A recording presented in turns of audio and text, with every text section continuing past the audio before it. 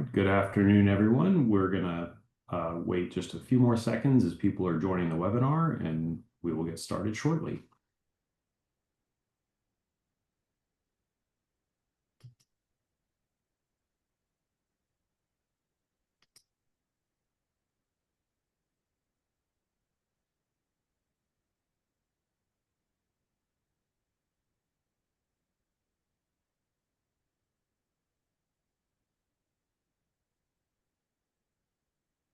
Okay, good afternoon, everyone, and I would like to welcome you to the next installment of our Katrina Forward series, which we'll have today's webinar featuring Dr. Doug Harris, looking at education and specifically rebuilding education, studying the reform and results after Hurricane Katrina in New Orleans. And of course, we examine this through the broader lens of the last 20 years and reflections on all the many ways in which public education and education more broadly in Louisiana has changed since Hurricanes Katrina and Rita.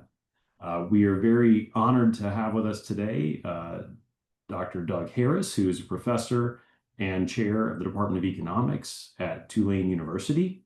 And he also is the head of the Education Research Alliance for New Orleans and the founding director of the National Center for Research on Education Access and Choice, as well as a non-resident senior fellow at the Brookings Institution.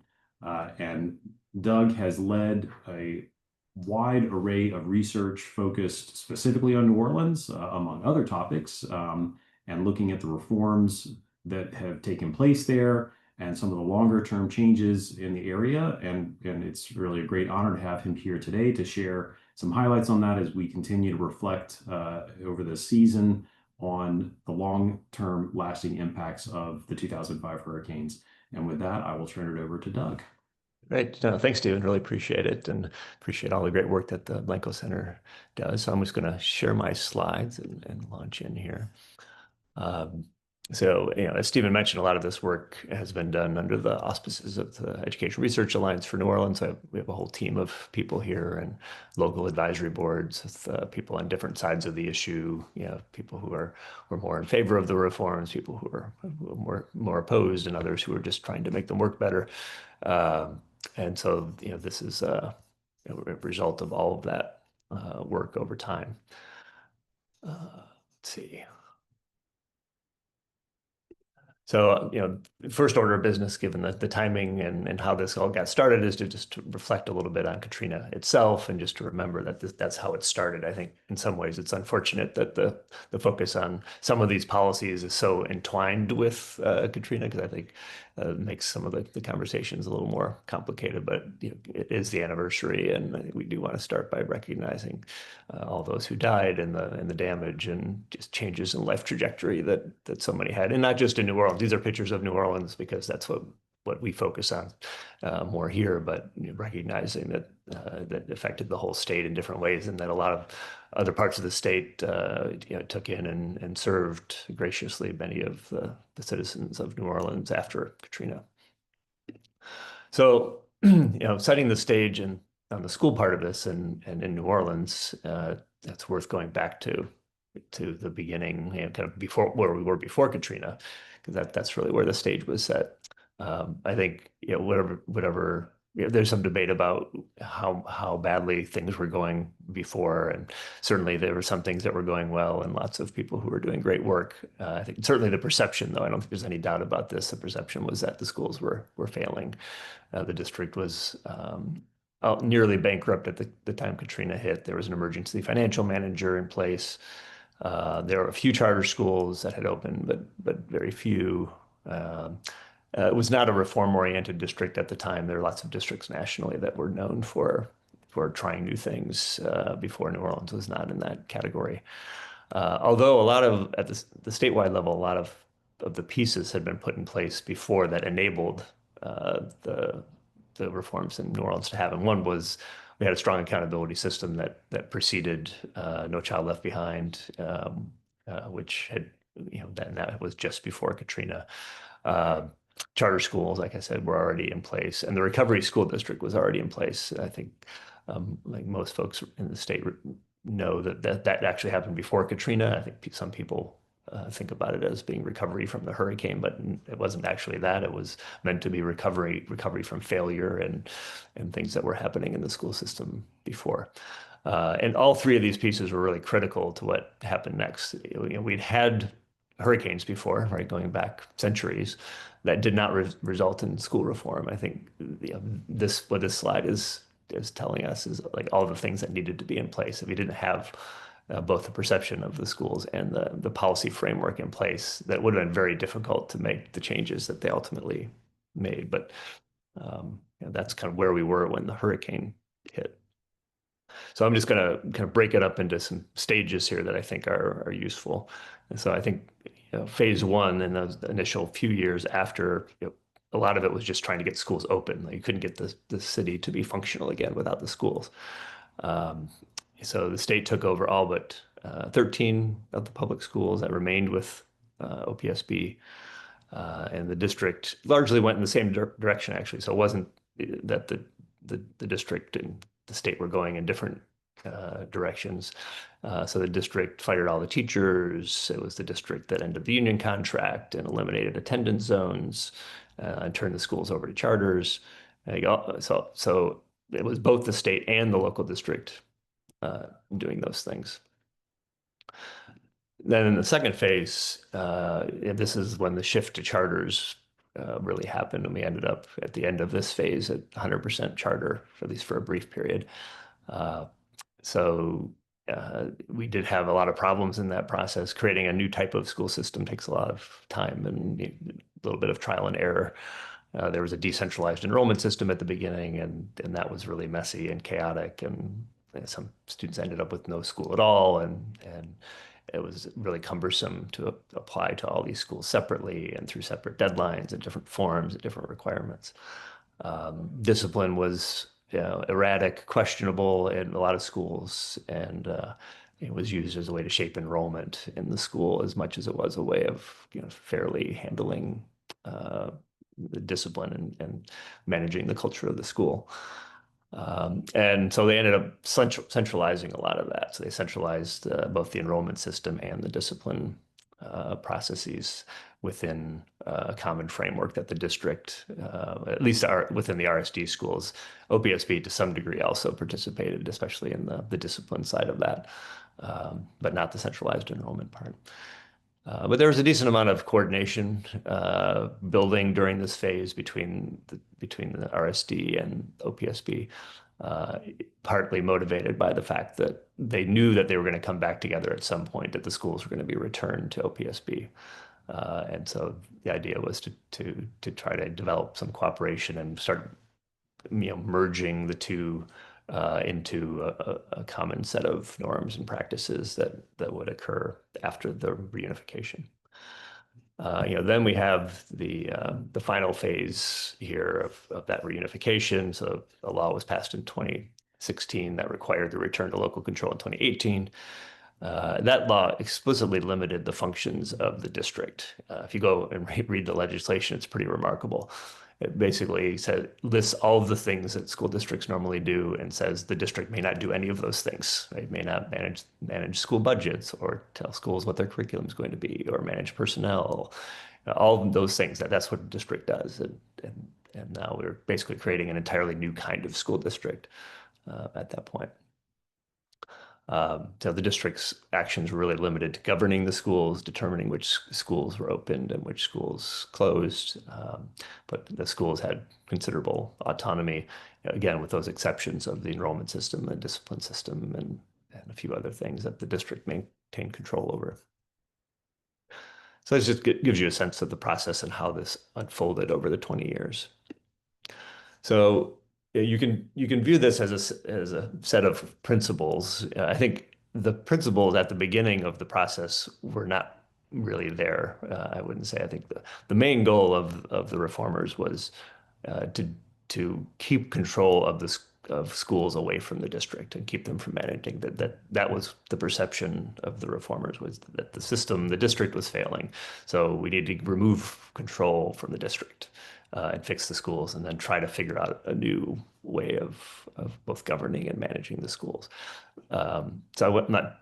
So the principles that I've described here, I think, do describe what the system looks like, but we're not exactly the motivating factors behind the reforms. So, first we have autonomy for school leaders, especially over things like personnel, and again, curriculum and just the general orientation of schools. Oversight and coordination to make sure that all students were served well. That charter schools were subject to strict accountability through performance contracts. We'll talk more about how that played out. And then school choice for families allowed them to choose schools for their families. So those are the overarching themes that described the system, or at least described how it ended up in the end. So I've got a lot more written about this. So in terms of additional resources, I wrote a book about it in 2020, and then we released a 20th anniversary report a few weeks ago in conjunction with the anniversary that describes a lot of what I'm about to tell you in a lot more detail if you want to follow up. I think it's worth talking about why we spend so much time on this. So why does this one school reform deserve so much attention? I think we've probably studied New Orleans more than anybody has studied any district in the country. I think there are several reasons for that. One is, given Katrina and given how this came about, I think the people of New Orleans deserve to know how it worked. It was an experiment at the time, and coming on the heels of such a tragedy, people deserve to know. It's the first district to ever eliminate traditional public schools. That's actually the subtitle of the book, what the end of traditional public schools in New Orleans means for American education. So that's quite remarkable by itself. I'd say it offers lessons for the current moment of national school reform. I'll talk about some of those lessons at the end. Um, Another reason it's less obvious, I think, is that I think it's useful to see something different. When I first came down here, by the way, I came in 2012. I was not in New Orleans for Katrina itself. It is useful to see something different. And so when I came down here and I saw what was in place at the time, they were still putting it together, that it was so different from anything I'd ever seen before. It took me a while to really wrap my head around it. And I think that's a useful thing to do, to see something different, even if you don't like it, even if you don't want to adopt it yourself. I think we take for granted a lot of things that we do that we experience on a daily basis. And it also turns out that the reforms were really effective on the usual metrics. So let's talk about what I mean by that. So all of these things, I think, warrant the amount of attention that we've brought to this over the last 13 years or so. All right, so let's get into the results. So I mentioned the results were positive. Let me explain that a little bit more. So what I'm going to show you is a kind of simple description of what we did, which is, in this case, to show the rankings of the school districts. So 68 school districts, depending on how you count, in Louisiana. And then you can look at how New Orleans' ranking changed over time. So you can see this is on college entry rates of the 68 districts. In 2005, you see the light blue dot there. We were 60th, not quite the bottom, but close to the bottom. And then, by 2015, we were up to, it's 10 years later, up to 10th. And then it dropped back a little bit in 2021. That was a COVID year. And then popped back up to 6th in 2023 after COVID was over. So that's remarkable improvement. This is really, really unusual. I need to underscore that. When we look at student outcomes, any outcomes, they're usually quite stable. You don't see districts moving from the bottom to the top ever. It's very, very unusual to see that kind of improvement. Now that's the starkest improvement there, to be sure. Now the other outcomes are not quite as positive as that. So high school graduation rates, we went from 63rd, initially up to as high as 56th, then drop back down actually to 63rd. There it doesn't look quite so promising, but I think it's important to recognize here that the state high school graduation rate overall in the whole state was rising dramatically during this period. So New Orleans graduation rate went up 15 or 20%, but so did the rest of the state during this time period. So that's why the ranking didn't change very much, is because everybody was improving during that time. Test scores, again, some improvement and a little bit of a drop back. So we went up to as high as 40th and are now in the 57 to 22, sorry, 57 to 52 range, still noticeably above where we were before Katrina, but and it also depends on what grade and what subject. I think we've averaged a couple of both grades and subjects together here to give an overall sense. So, I'd say on every measure, there's a lot of improvement, and that improvement has been sustained over time, not completely sustained, because some of them drop back. In the case of college outcomes, things have continued to get better. In the case of high school graduation and test scores, there's been a little bit of a drop back from where we were. All right. And I should also say, especially in recent years, if you may be aware, Louisiana has actually done really well on test scores, especially if you look at the COVID learning loss that is not present actually in Louisiana anymore. We're back to where we were or above where we were before COVID, and only a couple states can say that. So the fact that New Orleans was improving, or the fact that they were dropping back a little bit, I guess you could say, in that COVID period, is in a context where the state was also improving again, kind of like high school graduation rates, that we're improving and the state's improving as well. So that's all good. So let me tell you about other conclusions. So we do tend to focus a lot on the academic outcomes, and there are good reasons for that, since those are the core things we expect schools to do. So let's talk about more, though, like the equity of those outcomes. So that's the average for the whole district. Also turns out that the achievement gaps by race, by income, even by special education status, all improved or at least stayed steady during this period. So the gains were pretty broad-based across groups. Still large gaps remain, but a lot of improvement there. The third conclusion in our report is a lot of this was really driven by the school takeover process. And when I say that, I don't mean the initial takeover of the district and the shift to state control. I mean that the state opened up a lot of schools and the district opened up a lot of schools in the immediate aftermath that didn't work very well. They weren't very successful, and they replaced them. A lot of these were really RSD, direct run schools, that until they could get charter schools to take over the schools, they ran them directly themselves, and they weren't planning on running them for very long. So it was a tough stretch. A lot of those schools weren't very good in those early years. So it was this continual process, this accountability where, okay, well, if you don't meet your benchmarks, then we're going to close you and turn the school over to somebody else. In some ways, it's unfortunate that this turned out to be a key mechanism for improvement, because closing schools is such a painful process, right? It's disruptive to everybody, to students, to teachers.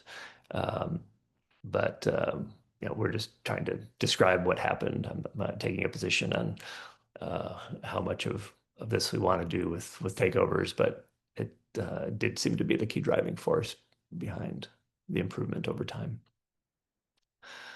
Some conclusions about cost and spending. So there was a small increase, about 13% increase in spending relative to other districts. So all the districts, you've seen some natural increases due to inflation and so on. But New Orleans increased a little bit more. So some of the effects, certainly not all of them, but I think some of what made New Orleans successful was coupling reform with more spending. Some of that money went to higher transportation costs. The school choice system just requires more transportation. The schools are required to provide bus transportation. And so you end up with a lot of cases where if somebody wants to go to school on the other side of town, well, the bus has to get there every day and pick them up and also bring them home. It's not cheap to do that. Changes in the teacher workforce. So we looked at how that increase in spending was allocated between teachers and administrators, for example, and we saw really a decline actually in spending on teachers. So salaries dropped. In particular, they were hiring younger teachers and paying lower salaries than before Katrina. So that tells you a little bit about how the money got spent. Some conclusions about teachers and teaching. So kind of picking up on that teacher workforce side of this, there were changes in the composition of the teacher workforce. So before Katrina, they had about 75% of teachers were Black and mostly local. And then after, that got down to the high 40s, and then those numbers have started to come back. I think we're probably now in the low to mid 60s in terms of the percent of teachers who are Black and probably somewhat smaller percentage who are local, kind of born and raised here. So the teacher workforce changed. Teaching quality. So we've done surveys of students asking them kind of specific questions about teaching practice, and a couple of observations there. One is that the teachers in New Orleans are pretty strong on challenging students. So students feel like they're being challenged, but are relatively weak on classroom management and on showing that the teachers care about the students. That's what the students feel. Um, that's also to some degree true nationally. So we used a survey that allowed us to compare to the nation as a whole.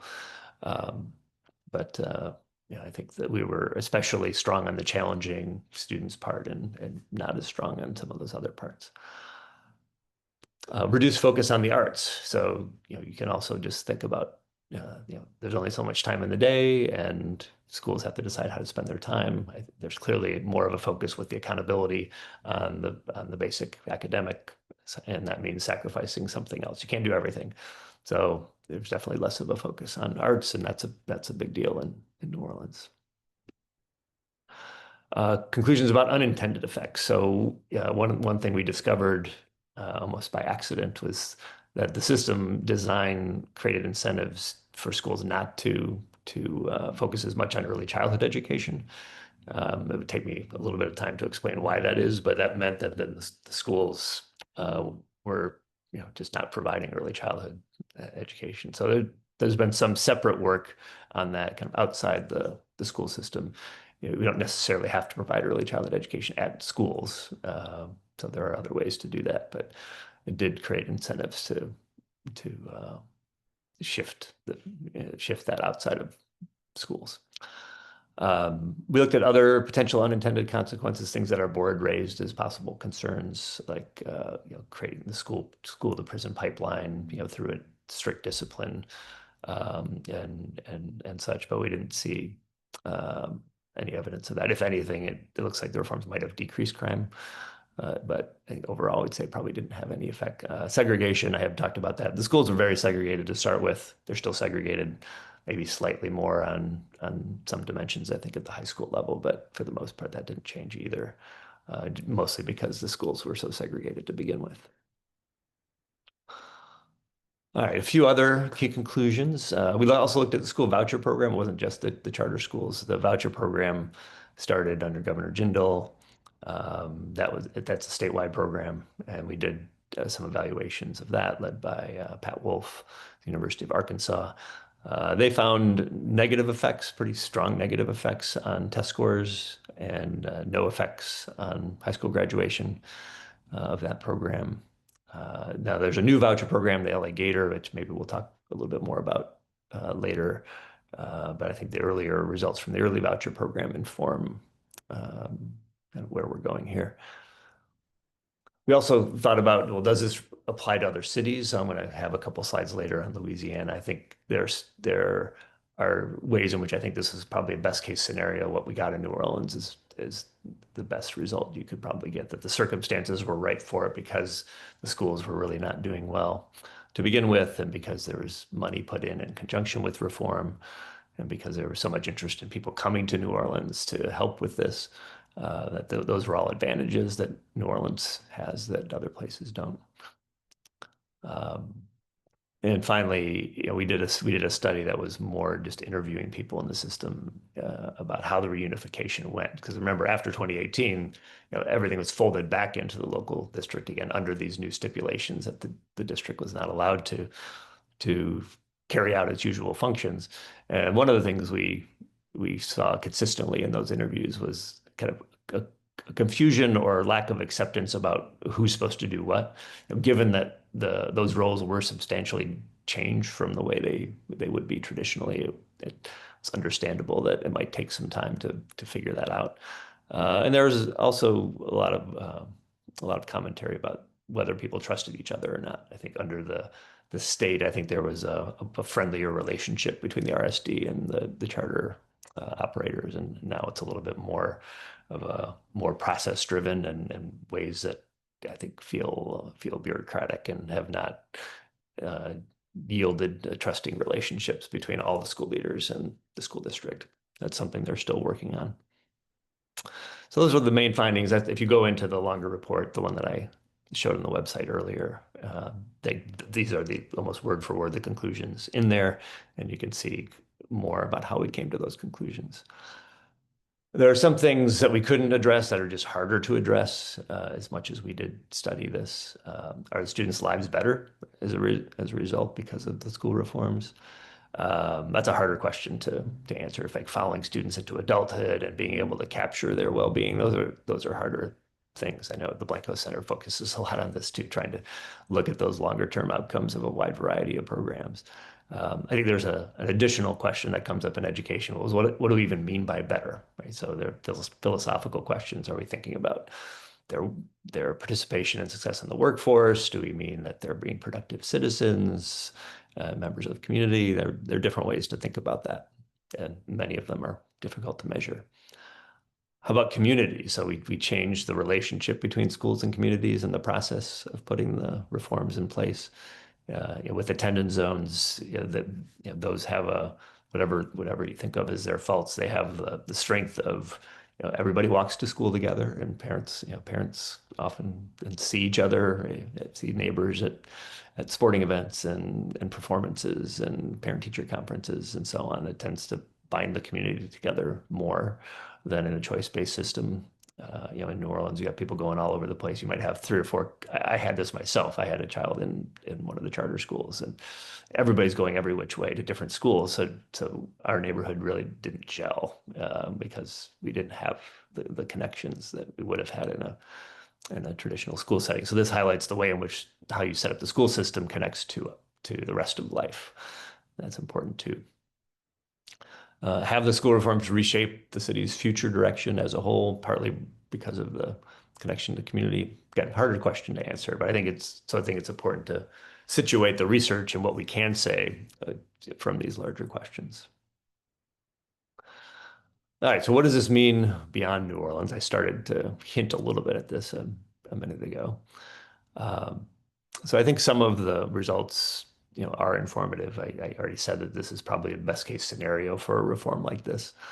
But I do think the effects are likely to be smaller in other places. If you try to do something similar somewhere else, they're probably not going to generate the same results because of the spending side and because of the greater difficulty in most places of attracting people to the place who are interested in building that sort of a system. Research also suggests that school choice policies of all sorts, charter schools, vouchers, and so on, seem to work better in urban areas for whatever reason, and that fits New Orleans well. So maybe not going to get the same results in rural areas. Um, but I do think there are some lessons here that are broader and that other cities have been doing some similar things, so we can start to see some patterns across places. So one is um, if you close low performing schools, then students end up in better schools. It's actually almost a logical conclusion as much as an empirical one.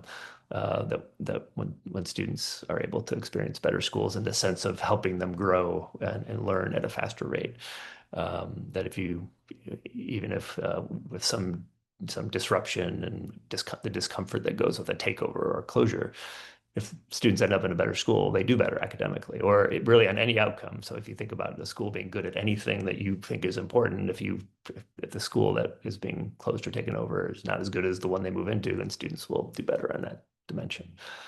So I think that applies generally. And this we've seen in the research. We looked at other cities where, in New Orleans, they were closing the lowest growth schools, and students ended up in better schools and they did better. It was pretty clear in the data too. And that's not just true in New Orleans. Uh, the idea, and this is something we also discovered in the survey evidence, that teachers reported high expectations, that there was stronger accountability, that decisions were more data driven. And when you do all of those things, that increases student outcomes. That's something that had been talked about before. There's actually research going back to the 1970s, much less rigorous research, but still research that had come to similar conclusions before. And it's not that surprising when you measure particular outcomes and you focus attention on them, that you're likely to improve those outcomes. Um, Autonomy for schools also seems to boost outcomes in other contexts, at least when it's combined with accountability. So autonomy by itself, may not uh, work as well, but you put autonomy together with accountability. There's other evidence from other places that seems to work too. And these are all things that happened in New Orleans. I think the way to think about it is New Orleans did all these things really intensively, and other places do them, at a lighter touch and not quite as intensively. So we got bigger effects because we did it more intensively than other places have. Say a little bit more about other Louisiana evidence that I'm familiar with. So there's a report by the Stanford group called Credo, looking at the effectiveness of charter schools relative to nearby traditional public schools. They did a report on Baton Rouge in 2022 and found positive effects of the CMO-run charters. That's also something that's consistent across studies, that the CMO-run charters seem to do better on academic outcomes than the independent charters do. I mentioned a little bit about the voucher program earlier, and the negative effects on test scores, no effects on college going. Could say a little bit more about this. The supporters of vouchers say that the poor results were due to the overregulation, by which they mean having students take the test. So they view the idea that private schools would take the public school test as being overregulation, and the idea that the schools couldn't pick their own students. So private schools really, care a lot about their admissions and being able to control admissions to the schools, and don't want to be restricted to taking the public school test. So it could be that some of the schools that didn't participate in the program because they didn't want to abide by those rules. I don't think there's not much evidence. It's more of a theory than it is something that we have any evidence on. I think, well, keep going here. Some other possible explanations are just that private education, you have lower spending in private schools relative to public schools, which is one reason voucher supporters want to go this route. And the alignment between the private school education and the public school test is also maybe not perfect. So maybe that's why the results were so bad, because maybe what they were teaching in fourth grade math in the private school didn't align with the public school fourth grade math test, and they were actually teaching it in fifth grade or something like that. I don't think that's the only explanation, because when we look at other states, it's also true in other states that these voucher programs have led to pretty large negative effects on test scores, even in places where the private schools had been administering the public school test for decades. It's an old policy in those places. So there seems to be something else about vouchers that leads to these negative effects.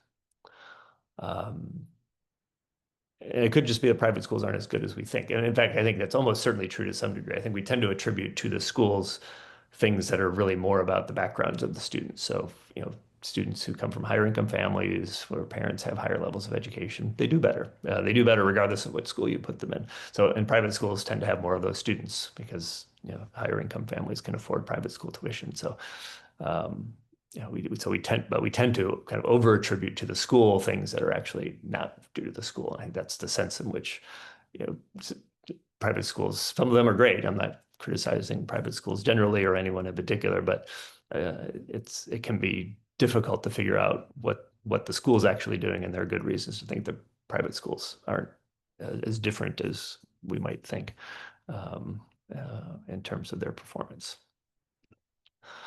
All right, so let's see, some other national evidence on charter schools. This comes from a report that I wrote in the Live Handbook of Education Policy Research, which you can search online for evidence on charters, but also other education policies. This shows the effects. Actually, the time dimension is getting, oh, sorry, this is a different figure. This is showing the effects of different types of charters. So when you have all charters together in blue, you see a slight positive effect on math, a larger effect on ELA. The orange line are just the brick and mortar charters. So online schools tend to be labeled as charter schools, even though they're different in lots of ways. So the brick and mortar charter schools are especially effective compared to the traditional public schools. And the CMO charters, as I said before, also tend to do better than the independent charter schools. So, but for every group of charter schools here, they're outperforming the nearby traditional public schools on average, not by huge amounts, especially when we look at all charter schools, but there's still positive effects. We've also done some research looking at what we call the system level effects. So it's not just the effect of, if a child goes to this school versus that school, do they do better? But also, you might imagine some effects on the traditional public schools. If they lose students, maybe it becomes harder for them to function. Or on the other side, maybe public schools respond more and they try to do better because they're worried about losing students. So it actually seems like that latter effect wins out, that schools respond in ways that increase outcomes. And that's what these system level effects are capturing. But mostly they're capturing that, and the idea that low performing schools might close, and all these indirect effects in addition to what we call the participant effects of being in a charter school. The total effect of the charter schools seems to be positive. That's what this figure is telling us. All right, just a few final thoughts, and I'm really looking forward to the Q&A here. So again, we're talking about this and framing it in terms of Katrina, and that was first and foremost a tragedy. I say this because I get reporters and others coming to me saying, well, so this was really a great thing that happened for New Orleans, and wasn't it? No, it really wasn't a great thing that happened to New Orleans. Yes, there was a school reform, and yes, it had these effects, but no, Katrina was not good. And it really frustrates me when people try to say that. So it did spark this change, and we should learn from that. It does look like increasing school autonomy and measurement-based accountability, that those two things together seem to boost academic measures. And that purely market-based approaches like vouchers are unlikely to generate academic outcomes, but they might increase other outcomes. So some people are pursuing it more from the perspective of, well, let's have more of a focus on religion, or just having more freedom in the system. Those are different goals.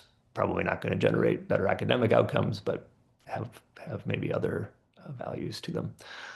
And maybe the overarching and the final comment here is education policy clearly matters. We get different results when you design these systems in different ways. And so this is an important conversation that we're starting here. And again, I appreciate having the chance to be able to talk about this, and look forward to your questions.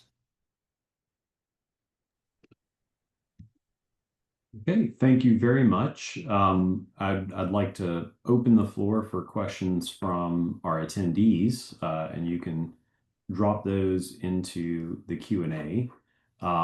And as people are collecting their thoughts and adding questions, I'd like to start with a first question that I have, and that's staying focused on New Orleans specifically, and thinking about all of the changes in the public school system, measures of improvement that you shared and kind of highlighted today. And my question is sort of what's next? From everything you've learned about things that have gotten better, the ways in which changes in the system have helped to promote those positive changes, where are the opportunities to continue pushing that forward? And if the toolkit of the past has sort of gotten to its limit, what's the next chapter? What's the next thing? No, that's a great point. I didn't have a chance to talk about this, but we basically hit a plateau after 2015, and some of that was showed up in that figure where I showed the rankings, where we all the improvement was really in those first 10 years, and then we didn't see so much, and then had a little bit of backsliding. Um, and I think people here are really trying to think about, how do we move forward? One way people talk about it here, especially since there's so much focus on the letter grades, is, well, we went from an F to a C district, and how do you get from a C to an A? Well, what's that look like? And it's not obvious at all, I think, how to do that, because I think there are some built-in elements of the system that make that harder. And one of them is teacher turnover. Right? So we get higher teacher turnover in a system like this, almost by design. You have more accountability, and so more teachers are fired. More schools are closed, and teachers are more likely to leave when the schools close. Um, yeah, and so that means that you're having to hire fresh teachers, often right out of school, and train them up, and so you're kind of on a treadmill here of, okay, well, all these teachers are going to leave, and now we have to train them again, and you're just trying to stay still, in a sense. You're having to work to stand still in a situation like that. So I think that's one example why it's not obvious how you continue the improvement forward. I do think early childhood education is one of the areas to focus on, partly because the system is designed to not pay attention to that, and partly because the more we see in research, the more important early childhood education seems to be. So I think, and we have a lot of access issues. That's a statewide issue in Louisiana, but also in New Orleans in particular. So I think getting students just to the kindergarten door in a better place with greater readiness is one of the most important elements to this. I also think that, there's room on the curriculum side. There's the science of reading. We've learned a lot about things like that. That it's not clear how much that's filtered down into the schools yet. Okay, very good. I have a few other questions that I want to ask. One of those I think might tie into one of the questions I see in our Q&A here. So I'm gonna try to pair those together. And if you've got some ideas that extend beyond my thought, Yeah. please add those. But um, the question is looking ahead to, of course, the 2025 mayoral election, and what influence might the incoming mayor have over education spending decisions. And I think my general question that I think relates to this is you've talked about more resources, more funding coming into the school system. And I was hoping you could unpack that a little bit more just so we could understand where did that money come Where did it from, come? Yeah, no, it's a great question. and how So did that look today relative to other districts too? yeah, I never quite got totally to the bottom of this. It mostly seemed to come from an increase in federal funding, actually. So I think some of it was a kind of increased generosity, even though a lot of the funding that comes from the federal government is more formulaic. Somehow we got more money out of that. Some of it was the initial money coming from the charter school startups, because there's some federal money that comes with that, but it was more than that. And I think it's actually an interesting question how they were able to do that. There's also more philanthropic money coming in, I think, but that was definitely secondary. It was the increase in federal money, which was the biggest boost. So that's where it came from. In terms of the mayoral role, I think if we think early childhood education is part of the solution, then I think that's one way in which the mayor, because there actually is a city sponsored program. It only covers a very small bit of early childhood education, but that might be one path. There is a little bit of control. There's been some controversy locally about this, about how the current mayor has not given or kind of taken a cut of the money that is supposed to go to the schools that's coming from local sources, um, and um, and taking too much of basically a larger cut than they're supposed to take. So there's actually a lawsuit going, I think, about this right now. They're trying to sort that out. So I think for the most part, the mayor doesn't have a huge amount of control over the system. Yeah, there are those kinds of elements that would matter and and could matter for the new mayor. Kind of follow-up question and thought, it, just knowing certainly in total more resources, again, you referred to that multiple times as part of what has helped to create this improvement. Um, have you looked at sort of just the local contribution and sort of the traditional property tax based foundation for local funding, and especially thinking about the radical changes in damage to property, what was rebuilt, what wasn't, is that something that today has kind of gotten back to a place that's comparable to what it might have looked like before Katrina? Do you know if the local support through that mechanism is similar to what we see in other districts in the state or elsewhere? And if this is Yeah, something that seems to be a meaningful lever, does it yeah, look like there's more opportunity to lean in further? yeah. No, that's a good question. I think, on the one hand, clearly the tax base is smaller than what it was before, but also the school system is smaller than what it was. So, the number of students is way down from where we were.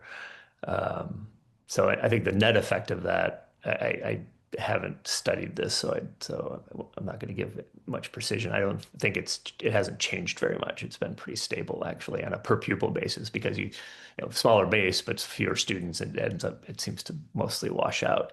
I do think there's concern, and this is also a statewide issue that there's not enough money. Like we need the schools feel like they need more funding, and that's been a perpetual issue, I think, in the state.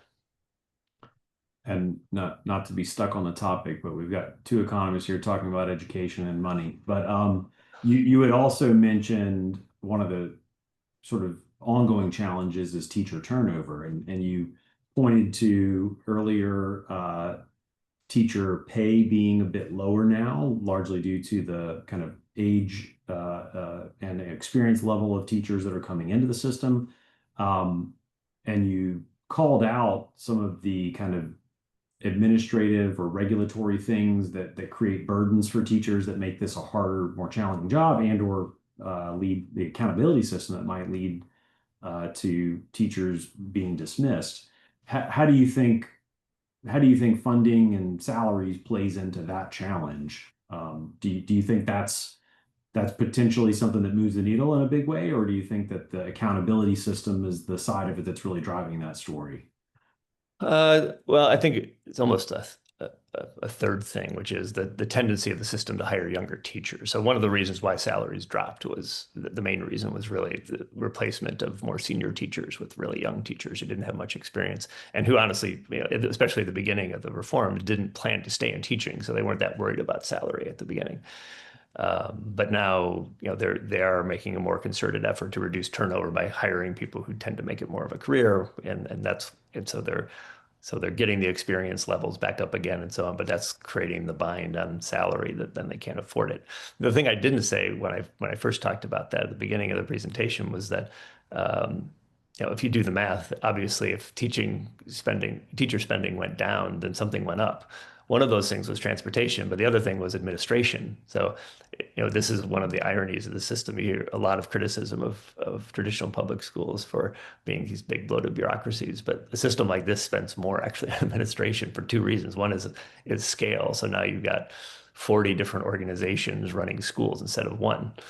And so you have to kind of reinvent the wheel at each school. That's the kind of the price of autonomy is a loss of scale and having uh, to to recreate these resources and processes at each place. Um, but in addition, because it's so accountability heavy and is much more hands-on from the leaders' standpoint, the leaders are in the classrooms, they're observing teachers, they're giving feedback, all of that requires more administration, more people. So it's higher salaries for those people, but also more of those people, and they're receiving higher salaries because the responsibility is also greater. Okay. Um, I'm going to move to another question that we've got in the chat here about sort of the experience of Katrina, and I might generalize this to the whole history of disruptive events that have Yeah. caused schools to have to take a break, unexpected break, and pick the pieces back up, and perhaps try to keep some assignments moving while schools are closed. But certainly following Katrina, there was both at the college level, but also across K-12, so much movement and change, maybe periods of remote instruction. Do you, if you look at this alongside our recent experience of seeing Louisiana's public education system perform fairly well during the pandemic, do you see any connections there? Do you think that maybe some of that longer history helped to create a more resilient system, and that this is something that now serves the state in a positive way? Well, it's certainly true that having the experience with disaster, which not that we like to have the experience with disaster, but having experience in anything makes it easier the next time around, and so I think it was uh, easier for the state to respond to that. In terms of New Orleans, people have asked, I think a variation on the question is, well, did the reforms make it easier for New Orleans to react to say to COVID and to more recent hurricanes? And I think it does seem like they responded quite well to both. So, but that also seemed to be true statewide as well, since the state has rebounded and New Orleans has rebounded. So it's not clear, um, whether there's something about the decentralized nature that allowed the schools to respond better. It's not clear just because the Louisiana results were also pretty positive during that period. So, um, so I'm not sure. I will also say, I remember during the beginning of COVID, a lot of people drew parallels to Katrina, and people started calling me. So there were actually a lot of things in common. So kids were thrown out of school, right? They were forced into new schooling environments instead of being, moving to Lafayette or to Atlanta or Houston. They were working from home.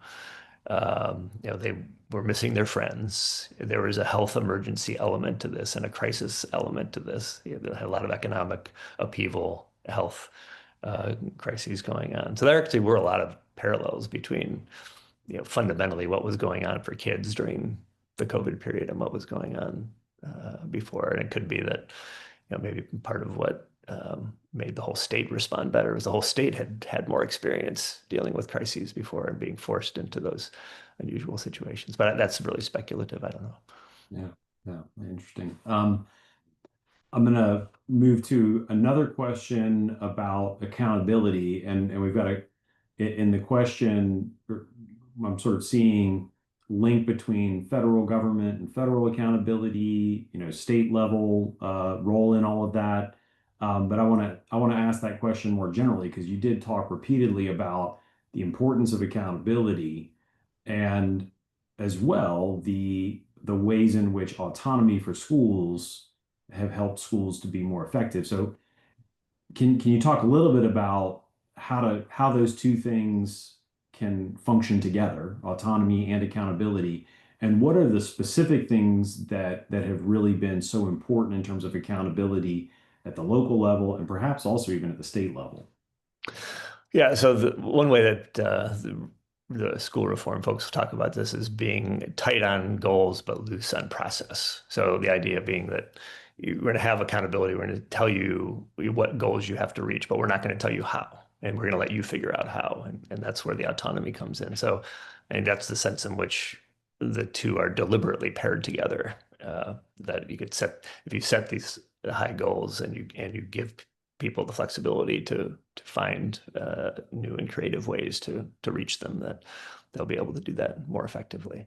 So I think that's how they fit together. Tell me the second part again. It was more about what it was about accountability or the design of accountability. Yeah, I sort of what part of that is the local role and what part is at the state level, and what are particular elements? So you've already highlighted sort of the outcome that might be Yeah. focus. So what are those Yeah. benchmarks in the Yeah. world? Well, I think so. Again, it was takeovers themselves were quite influential, partly just by removing low performing schools, but also then, creating that kind of threat to schools that if they didn't reach their standards, that they were going to be taken over as well. But that's really both the state and local pieces are both important in this. So the state kind of creates the framework for the accountability system. It establishes what the metrics are going to be, how the grading system is going to work. There is local autonomy over how kind of over the details, you might say, or what additional requirements they might want to set. But it is kind of framed by what the state is doing. There are lots of other places where with charter schools, the authorizer is the agency that determines whether a school remains open or not. In some places, that's the district. And in a lot of those cases in other parts of the country, the accountability is really weak, that they don't pull the contracts for low performance. That's pretty unusual. Um, so, what's different about New Orleans is that they are choosing to be aggressive on that. And I think part of that is the RSD set the tone and set expectations for that. And OPSB has continued that tradition. Okay. I have a whole line of questions that I don't think we'll have time to get to, thinking through some of the broader implications for districts throughout the country, but I think that certainly jumps out as one that I know you Mhm.